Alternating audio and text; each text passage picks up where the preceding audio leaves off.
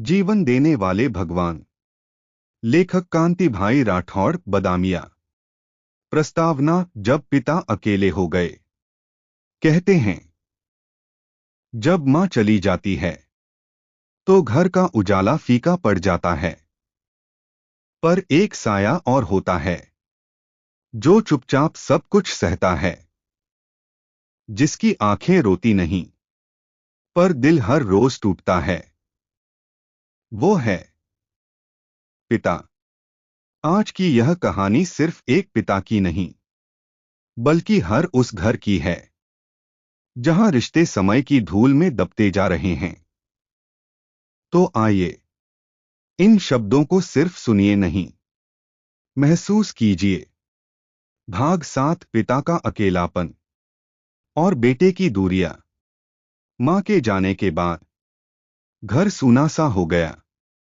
पिता अब हर रोज अकेले उठते, अकेले चाय बनाते और उसी खाली कुर्सी की ओर देखते जहां कभी मां बैठा करती थी। उनकी हंसी अब दीवारों से टकराकर लौट आती थी और घर में केवल सन्नाटा गूंजता था। दिन बीतते गए, उम्र की लकीरें पीठ पर उतरने लगीं, पर बेटे से मिलने की उम्मीद हर रोज नई किरण लेकर आती थी। वो बेटा जो कभी उनकी जान था, अब फोन पर भी मुश्किल से मिल पाता। पापा, काम बहुत है। पापा, ऑफिस में प्रोजेक्ट है। हर बार एक बहाना, हर बार एक दूरी। पिता के हाथ कांपने लगे, पर उनकी शिकायतें नहीं, बस आंखें इंतजार करती रहीं। एक दिन पड़ोसी ने देखा, पिता बाग में अकेले बैठे थे, हाथ में एक पुरानी तस्वीर और आंखों में नमी। मां तो चली गई, अब ये भी शायद नहीं आएगा। यह कहते हुए उनकी आवाज कांप गई। उनकी आंखों में बस एक सूना संसार बचा था, जहां सिर्फ यादें थीं और अधूरी चाहतें। भाग 8। मुलाकात, टूटे रिश्तों की एक नई उम्मीद और एक अंतिम विदाई। और फिर एक दिन बेटे का दिल भी पिघल गया। अब और दूर नहीं रह सकता।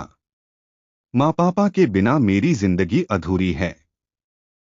वह घर लौटा, हाथ में एक छोटा सा तोहफा और दिल में पछतावे का समुंदर। दरवाजा खुला, पिता की आंखों में फिर से एक रोशनी चमकी।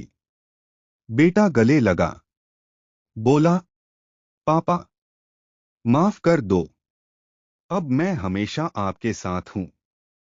पिता की आंखों में आंसू थे, पर होठों पर मुस्कान। बेटा, तुम्हारा आना ही मेरे लिए सबसे बड़ा तोहफा है। कुछ महीने बीते, पिता और बेटे ने फिर साथ जीना शुरू किया, पर जिंदगी कब किस मोड़ पर रुक जाए कौन जानता है। एक रात पिता की तबीयत बिगड़ी। बेटा भागा, उन्हें लेकर अस्पताल दौड़ा, लेकिन देर हो चुकी थी। पिता की सांसें बेटे की बाहों में ही थम गईं। शांत चेहरे पर सुकून था, मानो बेटा लौट आया तो अब कोई अधूरापन नहीं रहा। शवगृह में बेटा बैठा रहा, पिता के चरणों में, और रोता रहा, पापा, काश कुछ साल पहले लौट आता। काश आपके हर अकेले पल में साथ होता। माफ कर दीजिए मुझे।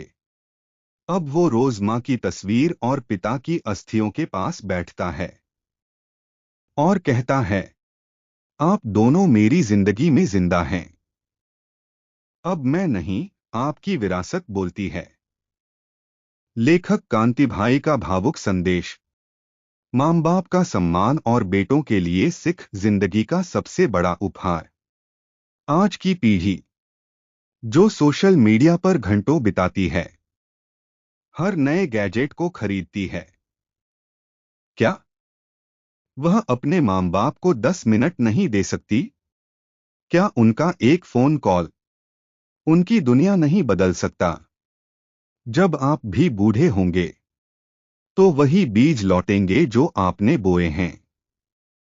याद रखिए, माँ बाप बोझ नहीं हैं, वे हमारी जड़ों की मिट्टी हैं। अगर वो सूख गईं, तो रिश्तों का पेड़ कैसे हरा रहेगा? तो रुकिए, अपनी माँ से बात कीजिए, पापा की आंखों में झांकिए, क्योंकि जब वो नहीं होंगे तो घर का एक कोना हमेशा के लिए खाली रह जाएगा। माँ बाप के लिए कोना नहीं, दिल में एक महकता मंदिर चाहिए। जिंदगी की कुछ कहानियां ऐसी होती हैं जो दिल में उतर जाती हैं और फिर उम्र भर साथ चलती हैं। मैं कांति भाई राठौड़ आपके लिए लाता हूं ऐसी ही कहानियां, सच्चाई से भरी, भावना से भरी, आंखें नम करने वाली। अगर कभी मेरी किसी रचना ने आपकी आंखें नम की हों, आपके दिल को छू लिया हो, तो आज बस एक छोटा सा साथ दीजिए।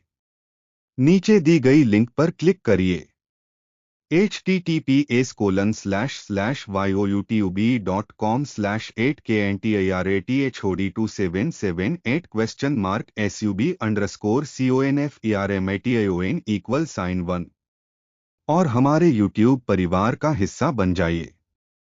आपका हर सब्सक्राइब मेरे लिए आशीर्वाद है। कृपया इसे शेयर जरूर करें। अब जल्द ही आ रही है मेरी अगली भावनात्मक ऑडियो पुस्तक, सम्मान की नमक रोटी ऑडियो भाग 1+2। रिश्तों की भूख, आत्मसम्मान की प्यास और सच्ची इंसानियत की रोटी लेकर। लेखक कांति भाई राठौड़, बदामिया।